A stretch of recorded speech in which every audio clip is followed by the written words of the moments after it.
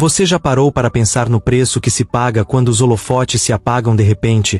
A trágica despedida do ator que marcou uma geração em Malhação esconde segredos que vão muito além das telas. E hoje nós vamos dissecar os últimos momentos e a verdadeira autópsia da vida de Edward Boggis. No final dos anos 90 e início dos anos 2000, um rosto jovem e marcante dominava as telas da televisão brasileira. Edward Boggis parecia ter o mundo aos seus pés, brilhando em produções gigantescas como Malhação e no seriado Sandy Júnior, onde dava vida a personagens que misturavam carisma e aquela rebeldia que o público amava odiar. Ele tinha aquela energia magnética de quem nasceu para o sucesso, um talento bruto que fazia todo mundo acreditar que ele seria um dos grandes nomes da teledramaturgia por décadas. A fama veio rápido, os autógrafos, os gritos dos fãs e a sensação de que o topo do mundo era logo ali. Mas os bastidores da mente humana costumam ser muito mais sombrios do que os estúdios de gravação. E enquanto as câmeras registravam o auge de um jovem galã, longe dos olhares do público, o primeiro sinal de que algo estava profundamente errado começou a aparecer. O brilho nos olhos deu lugar a um cansaço que não parecia físico, e o contraste entre o glamour das novelas e a realidade fria da vida real começou a criar um abismo intransponível. Era o começo de uma transformação silenciosa, onde o homem de sucesso começava a perder espaço para os seus próprios demônios internos.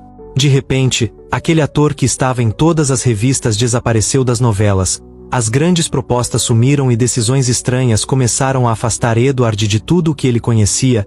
Ele optou pelo isolamento total, deixando o Rio de Janeiro para trás e se mudando para o interior, longe do barulho e da pressão implacável da mídia. Mas isso ainda não era o pior. Os boatos de bastidores falavam sobre crises profundas, uma luta silenciosa contra a depressão e uma dificuldade imensa de lidar com o esquecimento que a própria indústria da fama impõe. O que veio depois ninguém esperava.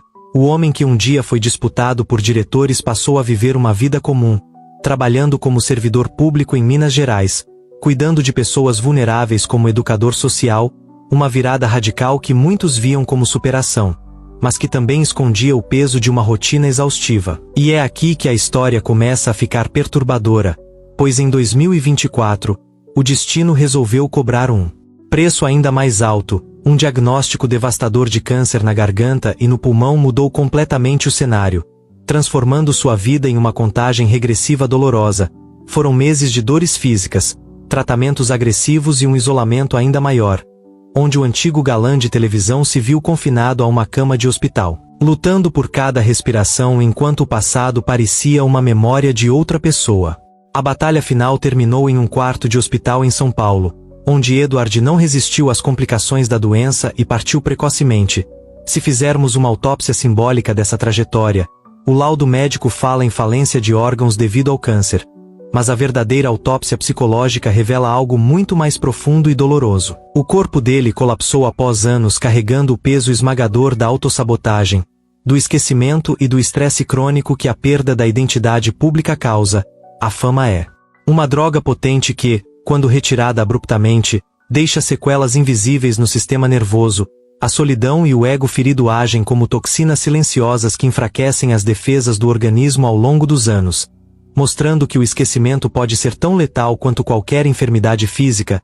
Ele tentou fugir do fantasma da televisão se dedicando aos outros, mas a pressão interna e as marcas de uma vida de altos e baixos já tinham cobrado o seu preço definitivo.